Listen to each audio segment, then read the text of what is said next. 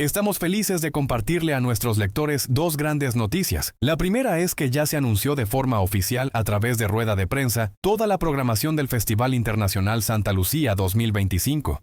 Y la segunda es que para esta edición del festival, Revista Sector Nostalgia es uno de los más de 70 patrocinadores de este importante festival cultural de Nuevo León. Su compromiso y colaboración son parte esencial de esta gran celebración cultural. De igual forma, reconocemos con entusiasmo a nuestros más de 70 patrocinadores cuyo apoyo nos permite llevar este sueño a la realidad y compartirlo con toda la comunidad. La programación se encuentra en el sitio oficial del festival y, por supuesto, no te pierdas nuestra cobertura, que continúa festejando los 5 años de vivir la pasión por el retorno.